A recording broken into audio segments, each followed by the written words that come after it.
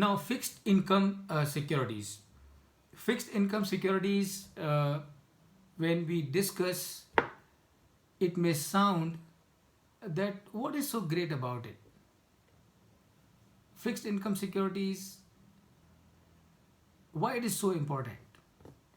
Fixed income securities is important because globally the size of the equity market is $64 trillion.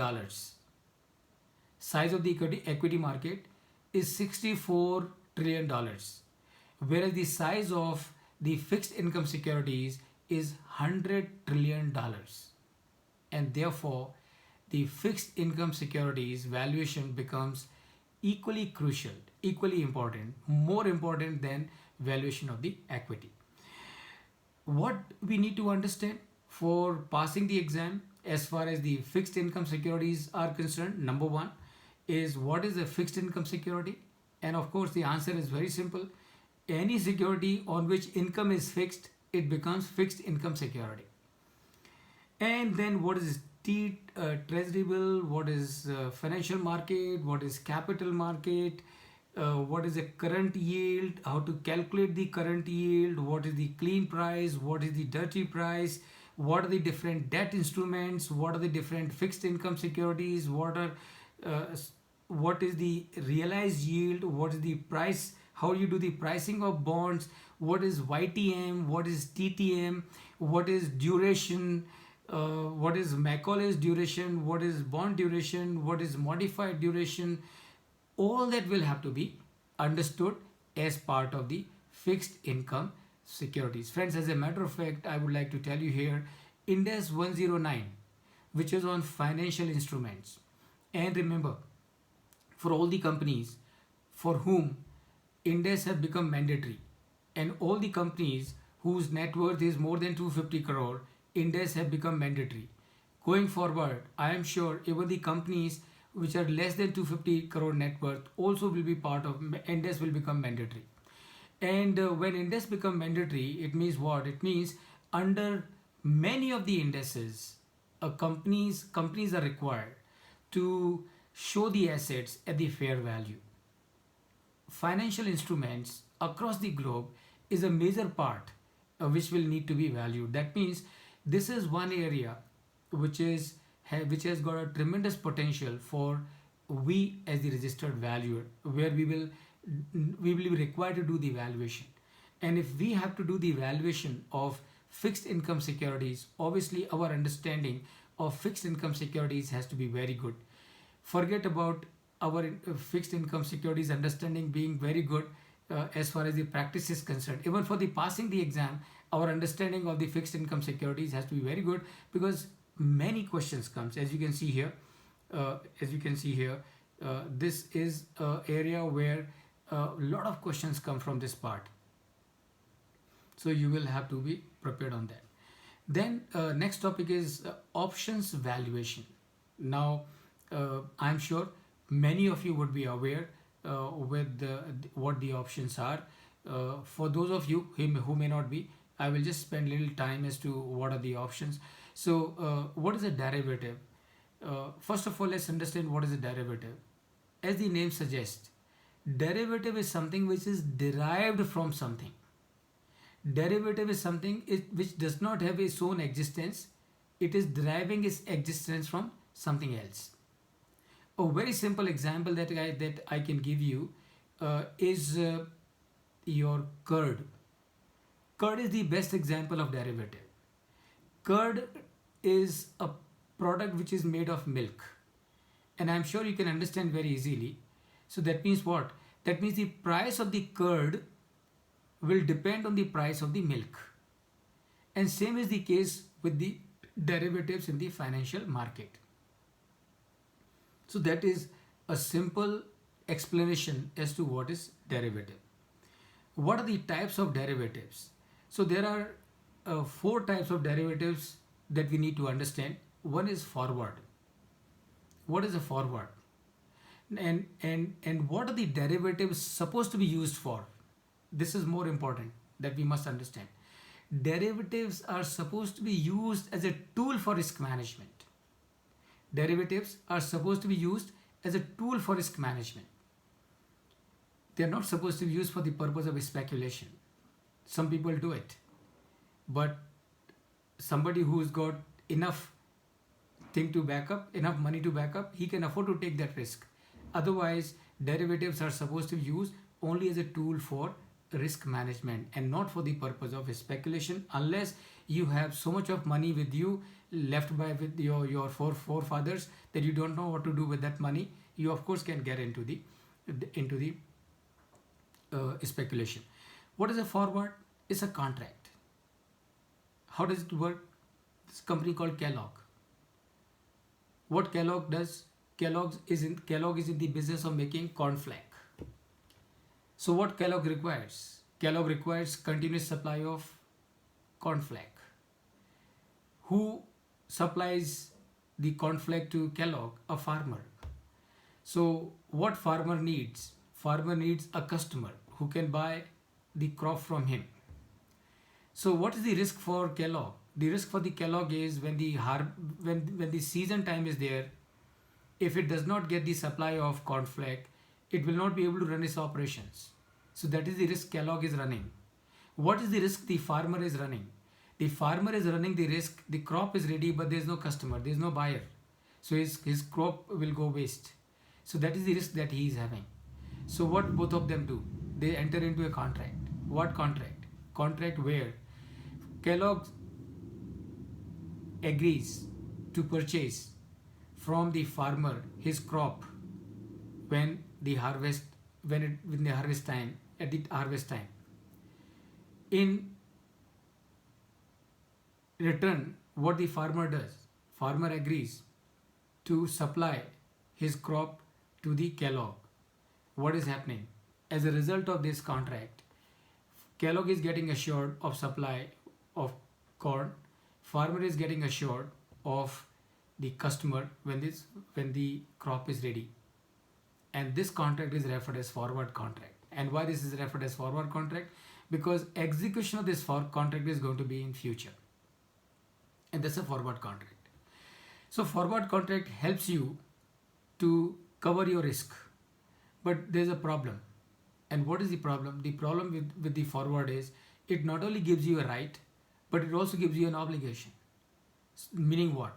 Meaning Kellogg has agreed to buy the crop from the farmer 3 months from hence when the crop is ready at a price of, let's say, 1,000 rupees per ton, or maybe 50,000 rupees per ton. Contract is signed.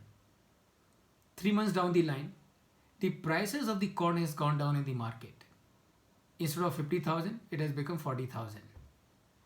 What is the problem? The problem is Kellogg has still to pay 50,000 only because Kellogg has signed a forward contract.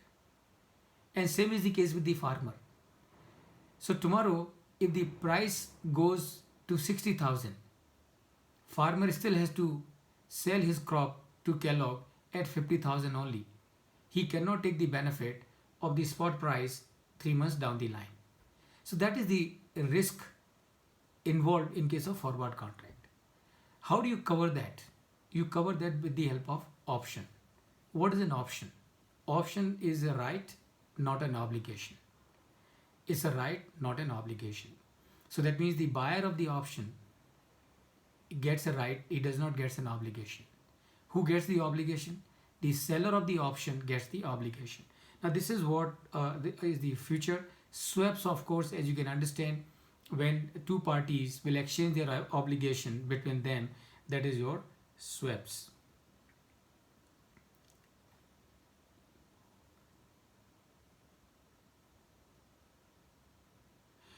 Okay, then you have a valuation models for the options. So you have a Black and Scholes model for the valuation of options, and how the Black and Scholes will do the valuation. So they will take 5 factors into account: the strike price, the risk-less rate of interest, the volatility, and the stock price. So the 5 different factors that the Black and Scholes will take into account for the purpose of doing the valuation of the options. And then you also have the binomial pricing model. Now, unless you have been dealing into these models day in and day out, of course you can still delve into it.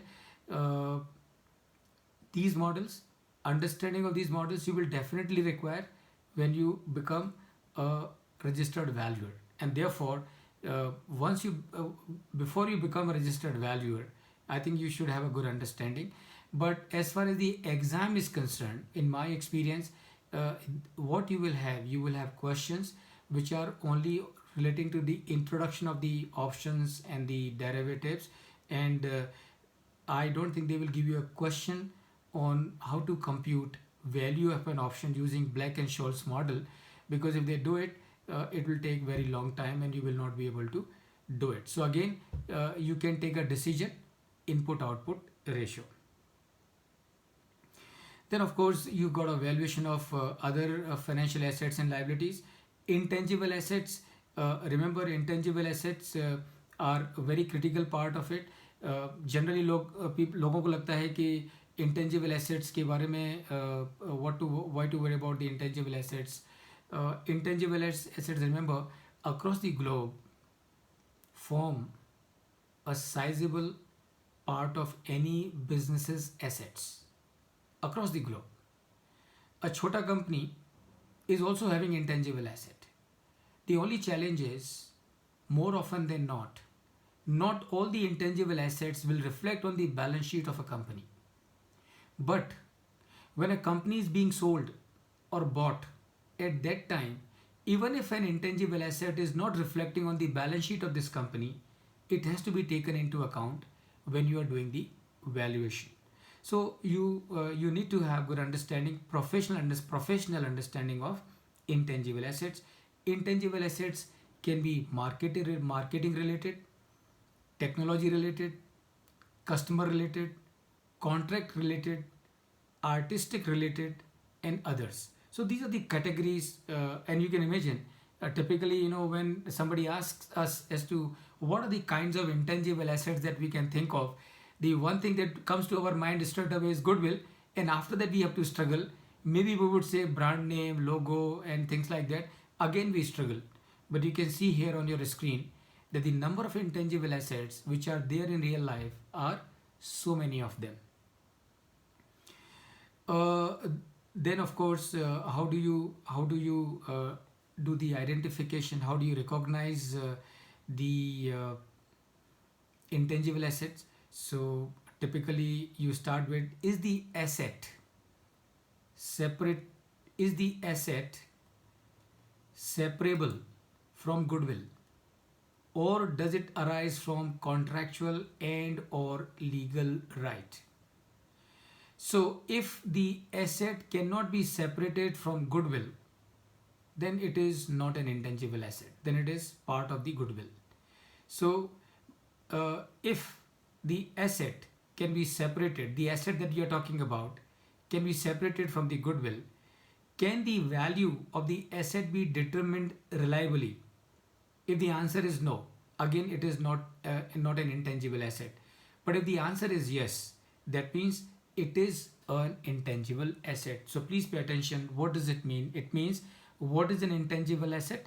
Intangible asset is an asset which can be separated from the goodwill and whose value can also be reliably determined separately. And that is how you identify the intangible assets in case of your business, or in case if you are doing valuation of a business. Let's say, for example, you are doing valuation of a merger or amalgamation. So the assets of the transferor companies have come to the transferee companies. Please pay attention. All the assets, what has come to the transferee company is not only the assets which are there on the balance sheet of the company. The assets which are not there on the balance sheet of the company also have come. So the lot of intangibles have also come. So as valuer, when you are doing valuation for this company, you will have to take that into account. What are the methods? So the methods for the valuation of intangible, one is relief from royalty method. अब नाम से मालूम पड़ता है What this method is, how do you find out the value using this method? That means if this company, suppose the company is having an intangible asset, you want to do the valuation of that intangible asset using the relief from royalty. How will you do it? You will do it if this company was to take this asset from somebody else from outside. How much royalty this company would have paid to that company? Value of that royalty becomes the value of intangible assets. So these are the different methods, and you have with and without method. Now what is with and without method? Very simple. Do the cash flow projections of the entity, considering that intangible asset that you are wanting to value is there with the entity, and then make another financial projections of the company, assuming that the intangible asset that you are trying to value is not with the company. So you do the cash flow projections with the asset, without the asset. Find out the present value of both the cash flows. Difference of these two is your value of that intangible assets, and that is your with and without method for valuation. And likewise, you got three different methods. We are running short of time, so I'm going to be a little fast now. And then of course you got a valuation, specific situation valuation. So उसमें क्या है, देखिए उसमें specific situations हैं. So what you have, business combination है, merger है, distressed asset का valuation करना है आपको. डिस्ट्रेस्ड एसेट का वैल्यूएशन कैसे करेंगे? स्टार्टअप एंटिटी है, उसका वैल्यूएशन कैसे करेंगे? साइक्लिकल फर्म है, उसका वैल्यूएशन कैसे करेंगे? स्मॉल एंड मीडियम एंटरप्राइज है, उसका वैल्यूएशन कैसे करेंगे? इन्वेस्टमेंट एंटिटी है, उसका वैल्यूएशन कैसे करेंगे? इंश्योरेंस कवरेज है, उसका वैल्यूएशन कैसे करेंगे? Now these are friends your specific situations. अब इनका वैल्यूएशन कैसे करेंगे? अब इसमें समझ के लीजिए, पहली बात, सब first of all the approaches for the valuation would always be three: income approach, market approach, and the cost approach. There is no fourth approach. So even if you want to do the valuation of a startup entity, or you want to do a valuation of a cyclical firm, or you want to do a valuation of a distressed firm, ultimately you will have to pick up any of these three approaches only.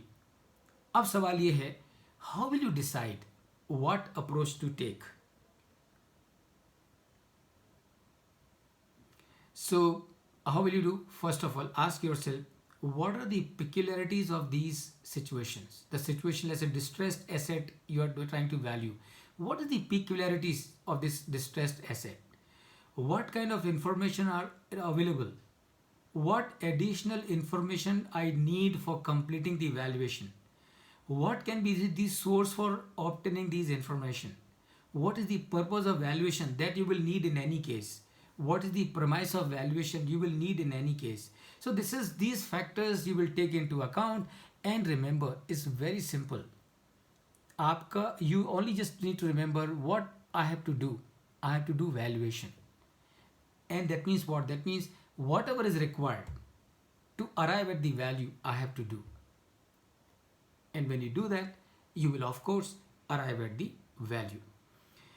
And then of course you have the financial, you got the indices. So you have index 36, which is on impairment of assets. You got index 103, which is on business combination. Index 113, which is on fair value measurement, and index 109, which is on financial instruments. Now these four indices, friends, you will really have to have a very good understanding. Index 109 is very vast, extremely vast, extremely vast. And in any case, if you want to become a master of valuation, you have to have very sound knowledge of index 109. For the purpose of exam, it may not be required so much, but for becoming an expert valuer, a non-valuer, an authoritative valuer, you will also have to have an understanding of index 109. Then you got something called HABU. What is HABU? Highest and best use. What is the meaning of highest and best use? That means any property that you are doing the evaluation of. Now, you don't do the evaluation based on how it is being used. Any property that you're trying to value, you don't do the evaluation based on how it is being used. You do the evaluation based on what is the best use it can be put to. And that is your HABU, highest and best use method. As regards the indices, friends, I would just like to share with you, there are all put together 39 indices, and these indices can be divided into three categories. Number one, indices that will fall in the group of presentation. That means there are 14 indices whose focus is on the presentation. There are 15 indices whose focus is on the financial position and the P&L, and there are 10 indices whose focus is on consolidation. So that is number one that we need to understand. So all put together 39 indices, 23 from the old series, 16 from the new series. When you are looking at this screen, all the indices which are marked in red, for all these indices, you will need fair value measurement. That means all these indices will require fair value measurement. That means what? That means as a registered valuer, your scope will also come from these indices. Companies to whom indices have become mandatory, those companies will have to have their assets valued as per these indices that you see on the screen. And that means going forward, you and I will have to have very good understanding of these indices as well. Impairment index 36 है, और उसके बाद में this is how you do the impairment testing under index 36. So how do you find out whether an asset is impaired or not impaired? This is the chart that helps you. Index 103. Those of you who are seriously contemplating to appear for the evaluation exam, you must start your preparation by reading Index 103, because that gives you a very sound background. And this I think I have discussed with you already in any case. Then Index 113 talks in terms of it talks about the fair value hierarchy. And the fair value hierarchy comprises of three levels of input. Number one is the quoted price. That means, what does it mean? Please understand. It simply means that when you are doing a valuation of an entity or of a company or of a business, first look at the quoted price. So the quoted price is available. It is supposed to be the most authentic, the reference point for valuation, because it is completely market driven. So even the SEBI would also talk in terms of the quoted price. For all their regulations, SEBI would talk in terms of quoted price. Of course, they have different formulas. As certain cases you have to take 52 weeks. Certain cases you got to take 26 weeks, and high and weekly low, and things like that. Then you got a level 2 input. Level 2 input is observable input. That means some information which is already available that can be used for the purpose of valuation, and that is where your market multiples will come into the picture.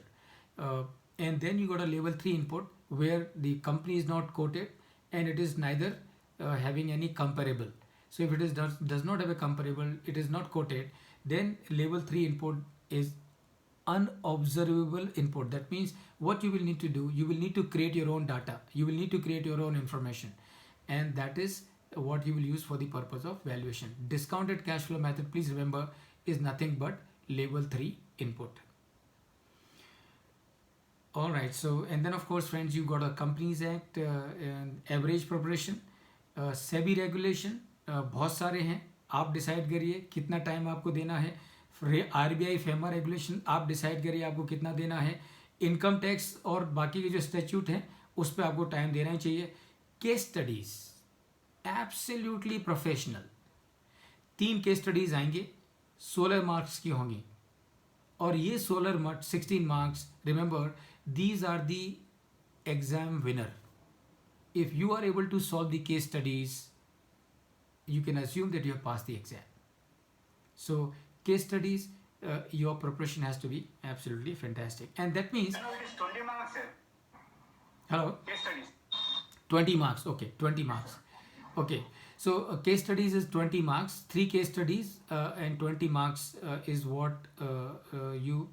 And remember, case studies you can do successfully when whatever we have covered so far is thoroughly prepared by you. So once your preparation about all that we have discussed so far is good, then case studies will not be a challenge at all. Then how do you take care of those 2 hours when you're sitting in front of the computer?